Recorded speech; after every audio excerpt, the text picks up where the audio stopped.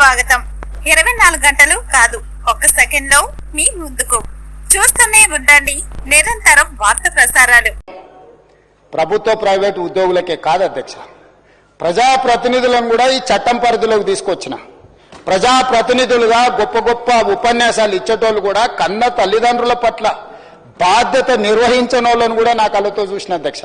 అందుకే ఈరోజు ఈ చట్టం ప్రజాప్రతినిధులతో పాటు ప్రభుత్వ ఉద్యోగులతో పాటు ప్రైవేటు ఉద్యోగులతో పాటు ఎవరెవరికైతే తల్లిదండ్రులకు పిల్లలు ఉన్నారో, పిల్లలు స్వార్థం కోసం స్వార్థంతో కూడుకున్న ఆలోచనతోని తల్లిదండ్రులను నిర్లక్ష్యం చేసినరో ఆ పిల్లలకు గుణపాఠం చెప్పడానికే ఈ చట్టం తెచ్చినాం అధ్యక్ష. ఒక కలెక్టర్ దగ్గర, ఒక ప్రభుత్వ అధికారి దగ్గర నా కొడుకు నన్ను సరిగ్గా చూసుకుంటలేడు అని ఒక అప్లికేషన్ పెట్టిందంటే ఆ వ్యక్తులను సమాజం అంతా బహిష్కరించాల్సిన అవసరం ఉంది అధ్యక్ష. తల్లిదండ్రులను చూసుకోనోడు ఈ సమాజంలో మనిషిగా జీవించడానికి కూడా అర్హత లేదు అధ్యక్ష.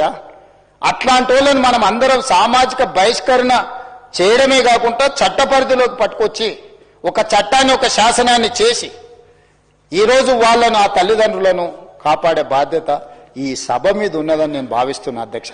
మనం చదువుకున్న వాళ్ళం, విజ్ఞత ఉన్న వాళ్ళం, ప్రపంచంలో జరుగుతున్న పరిణామాల పట్ల అవగాహన ఉన్న వాళ్ళము.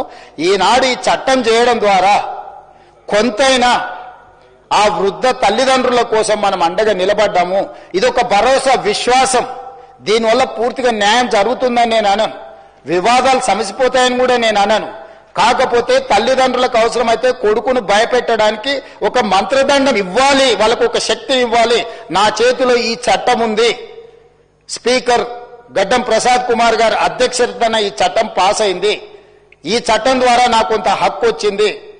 బాధ్యత లేని కొడుకును ఈ చట్టం ద్వారా అవసరం అనుకుంటే నియంత్రిస్తా అని ఆ వృద్ధ తల్లిదండ్రులకు ఒక నమ్మకం, విశ్వాసం, జీవితం చరమాంకంలో ఒక నమ్మకం, విశ్వాసం కల్పించడానికి ఈ రోజు ఈ చట్టాన్ని తీసుకొచ్చినాం అధ్యక్ష.